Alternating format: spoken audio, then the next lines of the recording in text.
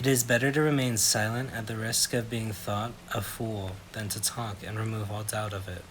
This 1907 quote from Marie Switzer comes to mind when I think about the topic we are going to be discussing today.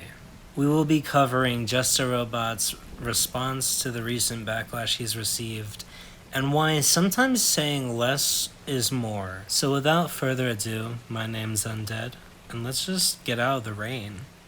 Somebody once told me the world is gonna roll me. I ain't the sharpest tool in the shed. She was looking kind of dumb with her finger and a thumb in the shape of an L on her forehead. Hey now, hey now, hey.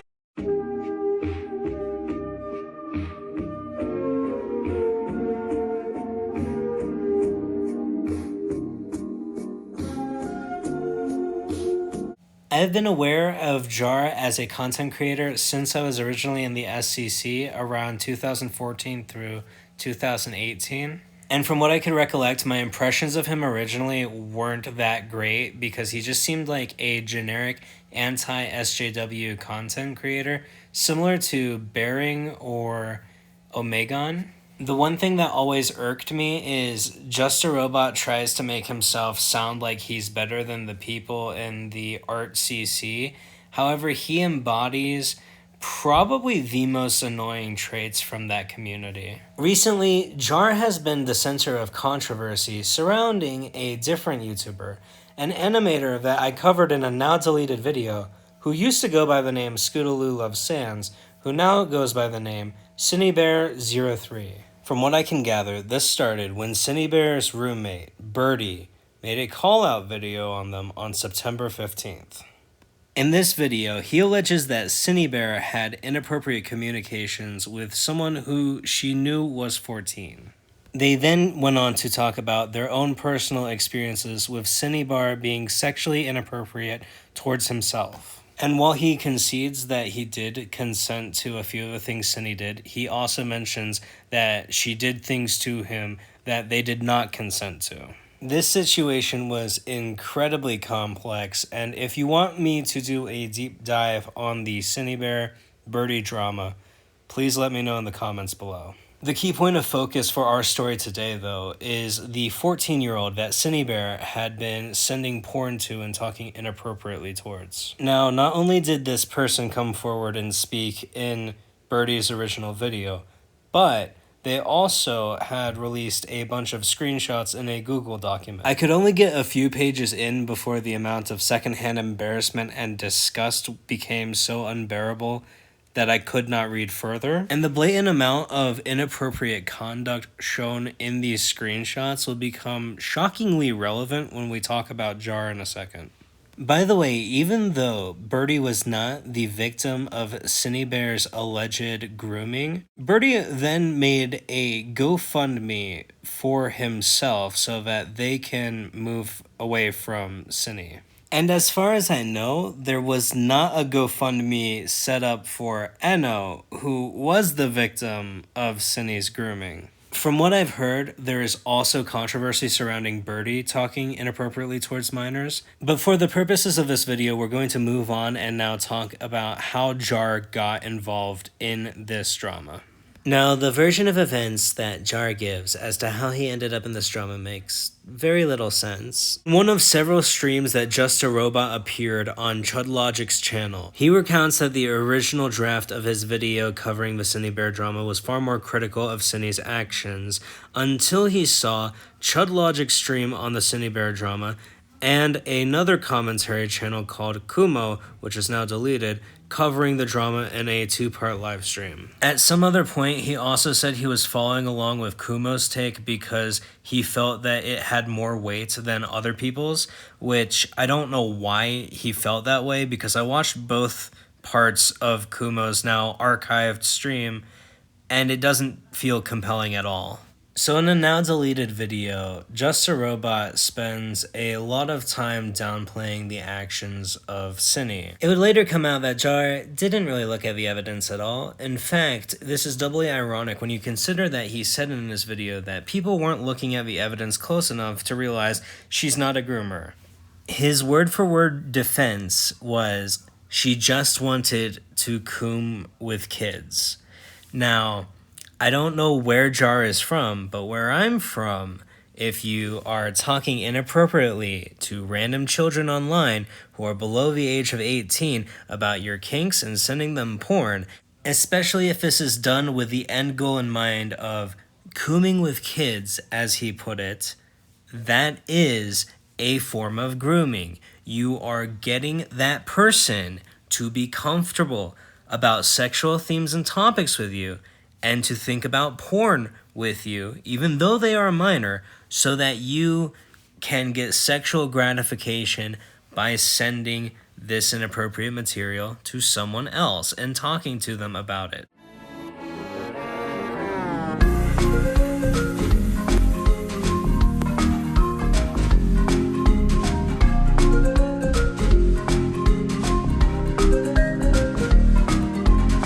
After Jar had posted this video downplaying Cinny Bear's actions, his channel would go inactive for a 3-month period until on January 18th he would upload a video titled Response with Receipts. And if I were to describe this, it would be an apology that takes zero accountability of his actions. He apologizes to Eno, the 14-year-old who was affected by the situation, and yet doubles down on his opinion that Cinny isn't a groomer or a pedophile. He simultaneously apologizes for not looking closely at the evidence while also blaming Cinny for telling her side of a story and him believing her without scrutinizing any of it. He admits that he was unprepared when he uploaded his video, but he blames uploading his video on Kumo. It is clear Jar is not taking accountability for any of his actions that are within his control. He blames Kumo leaking a rough draft video as to why he uploaded it without further scrutinizing the evidence. Which doesn't make sense, by the way, because the Google Doc with all the incriminating evidence was already public, and he blames his dyslexia as to why he didn't look at the longer Google Doc and only saw the shorter Google Doc, which doesn't really make sense because you are full-on defending Cinny's actions without doing the research, which is putting your credibility and your reputation at line no matter what. And making these excuses isn't really a defense or an apology. And as Jar is explaining all of these things from his perspective, he brings in a random anecdote from when he was 14 interning at a ranger station and some guy showing him pornography that was left at a campsite, I guess, which I don't exactly know what this has to do with you defending Cinny, and I also don't understand why this is in your fucking video. This is kind of a strange thing to bring up right now. I can only surmise that Jar must have got his wires crossed and is having an Inception-level flashback to his childhood, meeting Woodsy Owl, causing an epiphany as to why he is a hoarder. You see how random and out of place that non sequitur felt? That's kind of how Jar's anecdotes feel within his response video. The second part of Jar's response video is addressing the quote-unquote simping allegations, that being that Jar talks a certain way to a lot of femme-presenting and female users in this community. But I wouldn't really call Jar's actions simping, having seen the screenshots of his DMs for myself. I would simply call him a sex pest. And allow me to disambiguate the word sex pest when I use it in this instance, Jar. And yes, I am talking directly to you, because I know you're so self-centered, there's a high likelihood you're actually watching this video. Being a sex pest has no prerequisites of intent. It doesn't matter if you intend to sleep with these people or you don't. By saying these sexually charged things, it could be argued you are sexually harassing people. And this is the behavior of someone who would be called a sex pest. You have said you have lost employment opportunities in the past because of your humor. You are fully aware of the concept of HR and how it's just a joke doesn't really justify this kind of behavior. I gotta say, however, congrats on being the first YouTuber I've ever seen use "I'm not simping, I'm just racist" as a defense to being a sex pest. It's a bold strategy, Cotton. Let's see if it pays off for him. And just like in the first part of his response, the second part also has a very weird, very personal insight into Jar's life. He talks about having insomnia and then shows a bunch of pictures of things that he uses in order to help himself get to sleep, in order to explain why he got on a voice call with Cindy in order for him to go to sleep while talking to her. I may be wrong here, but I feel like the point of contention wasn't that you get on Discord calls in order to fall asleep, but rather that you were doing it with someone who is going to be the subject of one of your videos to which you were trying to seem like an objective, non-biased source. Because at the end of the day, your romantic feelings towards Cindy do not matter in this one way or the other, because this is a conflict of interest when you are trying to present yourself as an unbiased commentator looking into this situation to find the truth. And it feels very telling to me that you are more readily interested in disavowing any romantic attractions towards Cindy rather than talking about the fact that there is a clear conflict of interest here when you covered this story in the first place. What makes this funnier is the entire time he's flashing pictures of him holding like a tub of melatonin or holding a dime bag of Adderall. Like, stop. We don't need physical fucking evidence that this is how you live your life. I'm sure many people can understand that you have insomnia and that you take Adderall. You don't need to post your entire personal existence out to the public like that. He goes a step further to record himself on call with like a childhood friend that has nothing to do with any of this, just to confirm that Jar likes to go on sleepy time calls or whatever the fuck he calls them. Which again, he's not on trial for being on calls on Discord in order to fall asleep. The weird part of this is that he's doing it with someone who is accused of being a groomer that he is planning to talk about in a YouTube video. At which point he shows a clip from a live stream that involved Cindy, Kumo, and Romantic Goblin. And out of everyone in this drama accused of having romantic feelings towards Cindy, Kumo is the one I would most likely believe, because holy shit, is this guy aggressive. And the entire time he talks to Cindy, he comes off as being incredibly jealous of Just a Robot. The next part of his response goes into allegations of him asking a minor to draw a picture of Jaden Animation's avatar lifting up her shirt. Before he even begins on this topic, he goes into an anecdote about how on one of his videos calling out another YouTuber named Daft Pina, at the end of a video, he had asked Jaden Animations out, and she immediately uploads a video titled, "I'm Not Straight," and in that video she says she's an asexual. Now, what does this have to do with the allegations of him asking a 17-year-old to draw sexually suggestive artwork?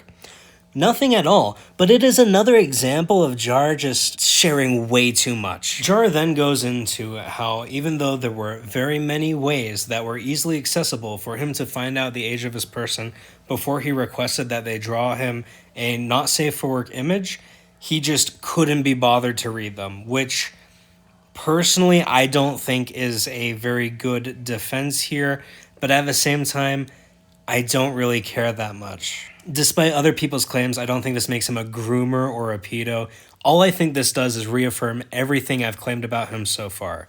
That he's irresponsible, sloppy, and reckless. Now, this next part of his video is just a minute and a half of him debunking fart fetish allegations. Which I gotta say, why even bring it up? This is a video that contains pretty serious topics and sensitive themes. And you think it's direly important that you address to the public that you don't have a fart fetish? It seems a little bit strange to keep this in a list of priorities here with everything else that you've discussed so far. By putting this in the same list of priorities as talking about your involvement with drama involving someone who sent sexually explicit messages to a minor, this is very strange, and quite frankly, you should have probably just not addressed it, because I personally didn't even know you were being accused of having a fart fetish, but since you have put it on such a high importance to let people know you don't, it somewhat begs the question, and a lot of people who weren't that familiar with you are now kind of wondering.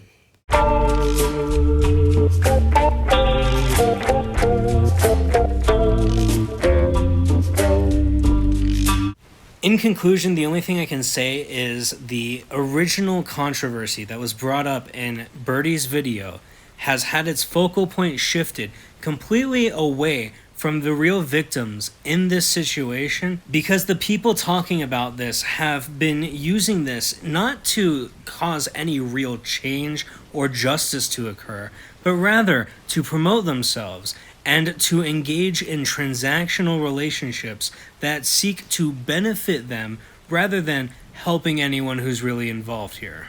Rather than set up a GoFundMe for Eno, the victim of Cinebear, Birdie instead made a GoFundMe for themselves to enrich themselves. Similarly, Jar's actions weren't in some noble sense to find the truth of a matter of what happened, but was rather a ploy in order to get Cine in a transactional relationship with him, because the only thing Jar sees is how useful you can be to him as an ally in the future. The sincerest advice I can give to you, Jar, is for you to just stop.